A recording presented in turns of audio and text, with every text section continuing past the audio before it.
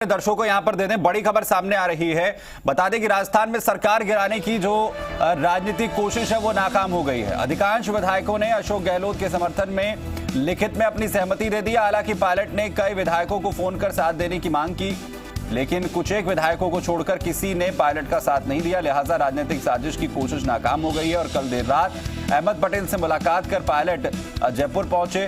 Pilot के बाद दानिश अबरार, रोहित बोहरा, चेतन डूडी भी जयपुर पहुंच चुके हैं, जहां पर एसओजी की एफआईआर के बाद से मामले ने तूल पकड़ा था। पायलट की नाराजगी के भी सुर सुनाई दिए थे। सीमाएं सील करने से भी साजिश नाकाम होने को मदद जो है यहां पर मिली है। मनोहर बिश्नोई, जी मीडिया संवाददाता हमारे साथ लगातार बने हुए हैं। मनोहर, क्योंकि ये रात से ही पूरी तरीके से खबरें सामने आ रही थी, कल ये पूरा दिन प्रकरण किस तरीके से चला, और सबसे बड़ा सवाल जो है, एक जो शब्द बार बार बीच में आ रहा था, मुख्यमंत्री उप मुख्यमंत्री की खींचतान, यहीं पर सारी चीजें जो है वो घूम रही थी। आखिर क्या जो चीजें अब कही जा रही हैं कि उप मुख्यमंत्री की तरफ से इन कोशिशों को किया गया, क्या अब उन पर फुल स्टॉप लग गया है? ये सीमाएं सील होना, ये उसी का एक एक्सटेंशन था? सुमित, देखिए, जिस तरीके से जो पूरा राजनीतिक घटनाक्रम है उसको थोड़ा मैं फ्लैशबैक में ले जाना चाहूंगा कि ये मामला मार्च की शुरुआत का है। उस समय से लेकर के भाजपा नेता और कांग्रेस के कुछ नेताओं की मुलाकातों का जो सिलसिला चला, उसके बाद लॉकडाउन हो गया राज्यसभा चुनाव को लेकर के। उस लॉकडाउन के बाद जिस तरीके से जो एक राज्यसभा चुनाव को लेकर जो सस्पेंस बना कि किसी तरीके से जो है तोड़फोड़ की कोशिश हो सकती है, तो उसको देखते हुए अशोक गहलोत ने तमाम चीजें बाड़ाबंदी और करके विधायकों को सब एक साथ बिठाया और सबसे बात करी।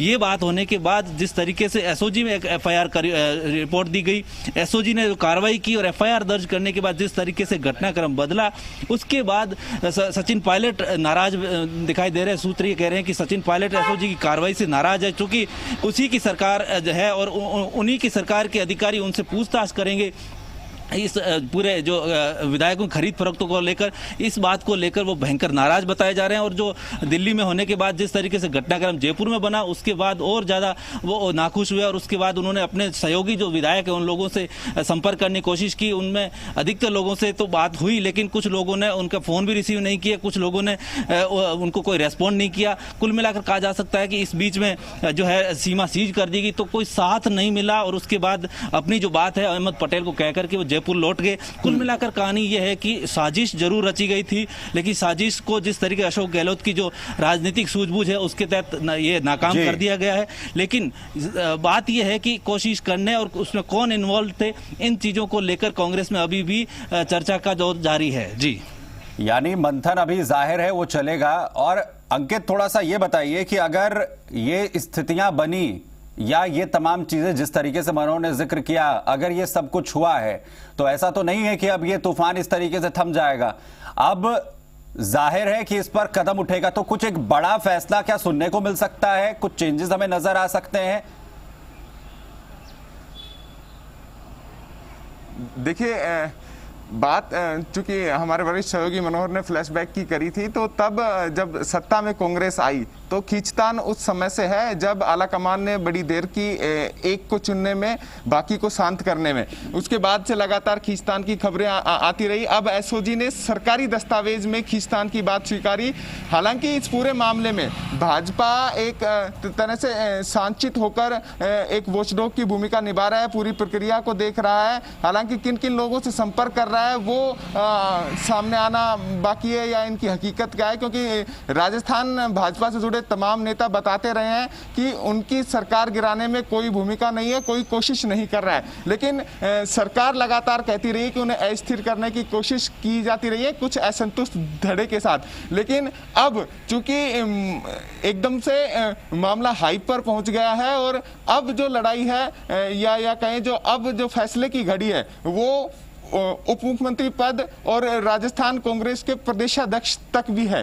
2 पद सचिन पायलट के पास है। अगर आलाकमान सचिन पायलट की बातों से संतुष्ट है तो दोनों पद बने रह सकते हैं, अगर नहीं है तो संभवतः हो सकता है किसी एक पद से, जहां तक संभावना आदि के संगठन के पद से कुछ निर्देश आलाकमान की तरफ से जारी हो सकते हैं। लेकिन फिलहाल ये तमाम राजनीतिक विशेषज्ञों की सोच है।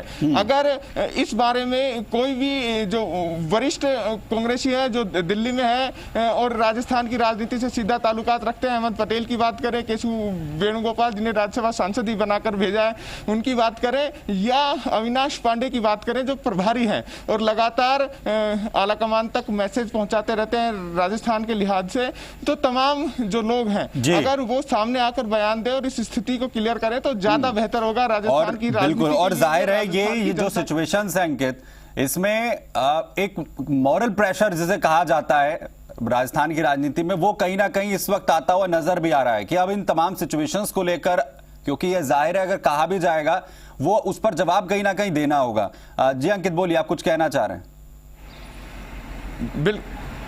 हाँ, मैं बस इस राजनीतिक घटनाक्रम में एक जो हालिया घटनाक्रम है वो मैं जोड़ना चाहूँगा कि आज की अगर मौसम की बात करें तो आसमान में बादल छाए हुए हैं। उम्मीद है राजनीति में जो कांग्रेस की खासकर राजनीति में जो आशंका के बादल छाए हुए हैं, आज रविवार के दिन, अवकाश के दिन, ये हटने की उम्मीद है, स्थितियाँ क्लियर होने की उम्मीद है। लेकिन जो कांग्रेस से जुड़े हुए लोग हैं उनको ये लगता है कि इन दोनों बड़े नेताओं में सुलह हो और कांग्रेस को इन वर्तमान हालातों में मजबूत करें, ताकि देश में जब इस वक्त भाजपा लगातार तेजी से आगे बढ़ रही है, विश्व की सबसे बड़ी पार्टी की ओर उभर रही है, चुनौतियां बरकरार है, कांग्रेस के बड़े नेता लगातार केंद्रीय जांच एजेंसियों के निशाने पर है, ऐसे में राजस्थान में उनकी बहुत जरूरत भी है, क्योंकि कांग्रेस के नेतृत्व में चाहे अशोक गहलोत का जिक्र हम यहां पर करें या फिर सचिन पायलट का, दोनों का केंद्रीय नेतृत्व में एक बड़ा चेहरा है, राष्ट्रीय पटल पर एक बड़ी पहचान है, जिसकी बहुत जरूरत कहीं ना कहीं कांग्रेस पार्टी को इस मुश्किल वक्त में है।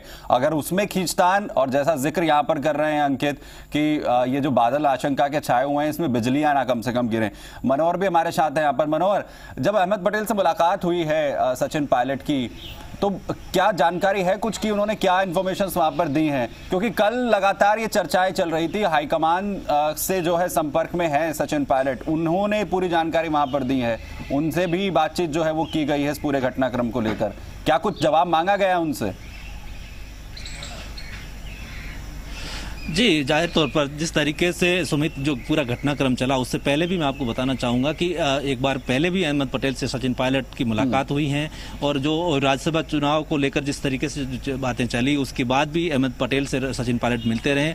लेकिन जो कल का जो घटनाक्रम जो चला है, उसके बाद सचिन पायलट का अहमद पटेल से मिलना इसलिए महत्वपूर्ण है क्योंकि प्रदेश की राजनीति और जो उनका जो व्यू है वो पटेल के सामने रखा है कि किस तरीके से उनका जो है जो स्टैंड है वो क्लियर है कि पार्टी के साथ रहेंगे नहीं रहेंगे। जिस तरीके से भाजपा नेताओं से उनकी मुलाकात की जो बातें आई, उसको लेकर के उन्होंने स्टैंड क्लियर किया और ये तमाम चीज़ें उनके सामने रखी, और आने वाले दिनों में उनको क्या फैसला करना है और पार्टी में किस तरीके से उनकी भूमिका रहेगी, उसको लेकर के उन्होंने साफ तौर से बात की होगी, ऐसी जानकारी मिल रही है। लेकिन दूसरी तरफ जिस तरह की एसओजी की जो कार्रवाई है, उसके साथ में कांग्रेस के लोगों पर जो एफआईआर करना है, उनके साथ जुड़े हुए लोगों पर एफआईआर करना, ये उन्होंने बात रखी है कि ये ठीक नहीं है और ये गलत परंपरा हो रही है।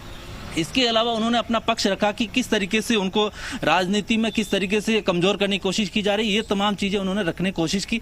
लेकिन राजनीति में किसी में समीकरणों के अलावा और किसी भी चीज़ का कोई महत्व नहीं होता। इसी वजह से प्रदेश की राजनीति को भी समझ करके अहमद पटेल और जो है राहुल गांधी, सोनिया गांधी के साथ बात करेंगे, उसके बाद ही कोई रास्ता निकल पाएगा। और जो खासतौर से जो पेच अड़ा हुआ है, जो प्रदेश अध्यक्ष को लेकर है, संगठन में बदलाव को लेकर है, उसको लेकर, और खासतौर से जिस मंत्रिमंडल का विस्तार और नियुक्तियां जो होनी है, राजनीतिक नियुक्तियां, उनको लेकर आपस में खींचतान थी। और कह रहे हैं कि जानकारी ऐसी मिल रही है कि अहमद पटेल ने एक बार तो इनका समझौता करवा दिया कि राजनीतिक नियुक्ति और जो मंत्रिमंडल विस्तार होगा किस तरीके से क्या खाका रहेगा वो हो चुका था। लेकिन जो कल की घटना हुई है उसके बाद में एक नया मोड़ आया, और उसके बाद जो तलखी है दोनों नेताओं के बीच में और बढ़ गई है। वो जाहिर है वो पूरी तरीके से और ज्यादा तल्ख होती हुई जो है इसमें नजर आ रही है। थोड़ा सा ये भी बताइए मनोहर कि क्या जो खबरें लगातार आई, जो सबसे पहले कॉल रिकॉर्डिंग सामने आती हैं और उसके बाद बड़े क्वेश्चन मार्क्स जो हैं वो लग जाते हैं, क्या इस पूरे प्रकरण के बाद सचिन पायलट को मना लिया गया है, या फिर हम मध्य प्रदेश से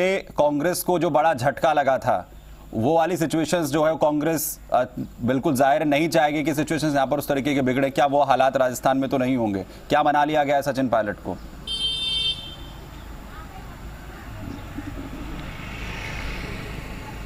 उसके बाद में जो अहमद पटेल से उनकी मुलाकात होती है तो उनमें वो अपना वो वहां पर इंश्योर करते हैं कि मैं किसी तरीके से पार्टी छोड़ नहीं रहा हूं, क्योंकि बीजेपी के हमारे कई जो सोर्स है उनसे हमारी बात हुई तो उन्होंने कहा है कि हमने सचिन पायलट को टेस्ट कर लिया है, उनके पास में उतने पर्याप्त नंबर नहीं है जितने हमें जरूरत है, इस लिहाजा वो पार्टी में आकर के भी उनका कोई ज्यादा बड़ा वजूद नहीं हो सकता। तो सचिन पायलट को भी ये राजनीतिक समझ है कि अगर बीजेपी में जाएंगे भी तो वहां उतना कद बड़ा नहीं रहेगा, क्योंकि सिंधिया के पास में अलग तरीके से उनके पास समीकरण थे और नंबर्स थे।